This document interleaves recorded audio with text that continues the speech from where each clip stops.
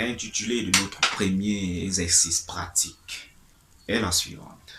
Méthodologie du commentaire philosophique de textes pratiques. Alors, comment est-ce que vous devez aborder cet exercice? Comment est-ce que vous devez vous comporter quand vous êtes face au texte? Alors, c'est simple. Première des règles, c'est la concentration, une nette concentration. La seconde chose, c'est de lire et relire le texte. La troisième, c'est de définir les mots et expressions clés du texte. La quatrième chose, c'est vous imposer une lecture explicative du texte. Cela est très important.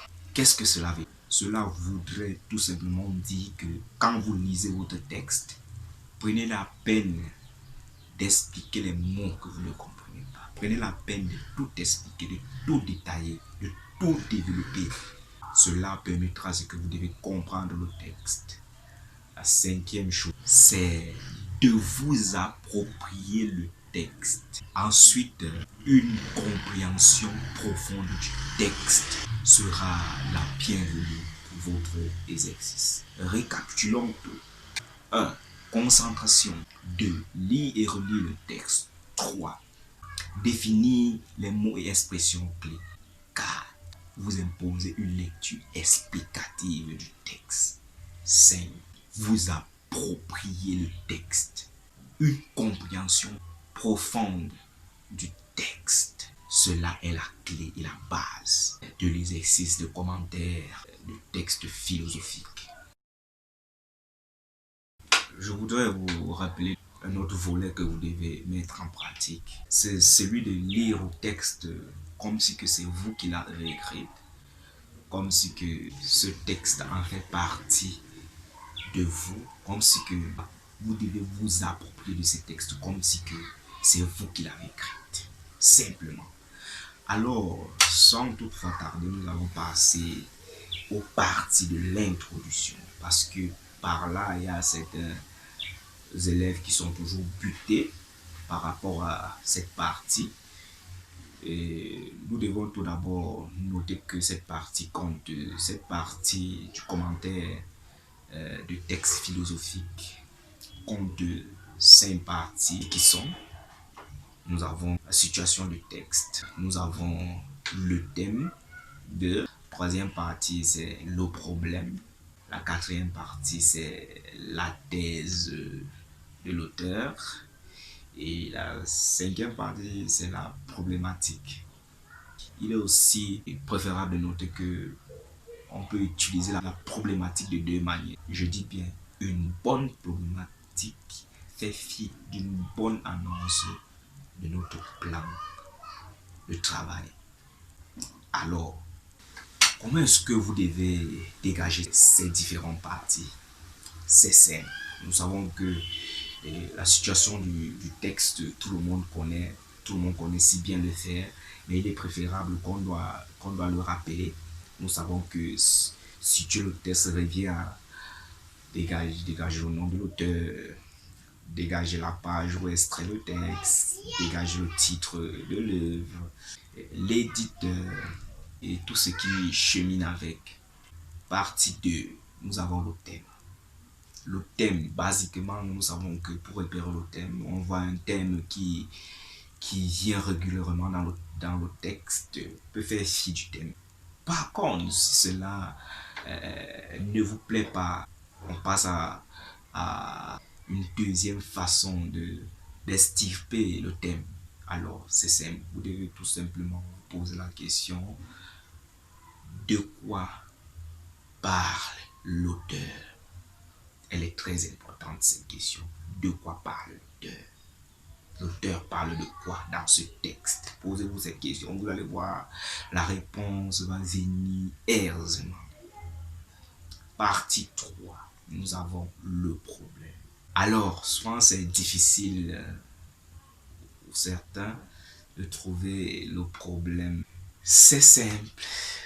Comment trouver le problème d'un texte philosophique? C'est simple. Posez-vous simplement la question: qu'est-ce qui préoccupe l'auteur? Elle est très importante cette question-là pour ressortir le problème d'un texte. Qu'est-ce qui préoccupe l'auteur dans ce texte?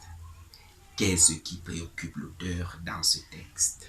Quatrième volet de l'introduction, nous avons la thèse. Comme tout le monde, au premier regard, la thèse c'est quoi? La thèse de l'auteur, bien sûr, dans le texte. Alors, pour un élève éveillé, quand on va lui poser la question de savoir dégager la thèse de l'auteur dans le texte, l'élève intelligent va immédiatement dire que c'est la prise de position de l'auteur. Bien sûr, c'est la prise de position de l'auteur dans le texte. C'est ça la thèse. La thèse, c'est la prise de position de l'auteur dans le texte qui développe. Il met deux points de vue différents dans le texte et dans ces deux points de vue différents, il prend sa position. Il soutient une partie. C'est ça la thèse de l'auteur. Il soutient une partie qu'il développe. Il soutient, il la valorise. C'est ça. Alors, de ce fait, la thèse de l'auteur est la question posée par rapport à la thèse de l'auteur. Alors, nous allons chuter à la dernière partie de l'introduction qui est la problématique. Pour problématiser, ce que vous devez comprendre de la problématique est que une bonne problématique fait fi d'annonce du plan. Vous n'aurez plus besoin d'annoncer le plan si vous problématisez bien. Alors, pour ceux qui vont tâtonner avec la problématisation, vous allez problématiser et puis vous allez encore ajouter une seconde étape, celui de l'annonce du plan.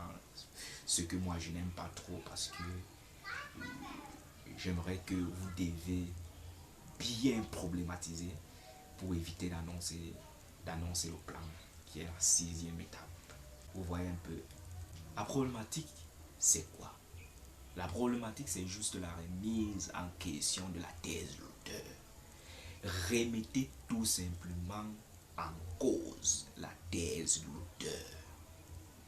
Suscitez une interrogation à la thèse de l'auteur. Mettez cette thèse en difficulté avec deux interrogations. Vous allez voir, c'est simple. Alors, je reviens. Une bonne problématisation fait fi d'annonce du plan. Vous problématisez bien votre problème. Vous n'avez plus besoin d'annonce le plan. Alors, pour ceux qui veulent être bien précis, vous problématisez et vous annoncez le plan, ce n'est pas difficile. J'espère que je vous ai humblement éclairé sur certains points d'ombre. J'espère que vous allez nous suivre. Je vous invite humblement à vous abonner à la nouvelle chaîne études et pratiques. Je dis bien études et pratiques. C'est la chaîne des exercices pratiques philosophiques.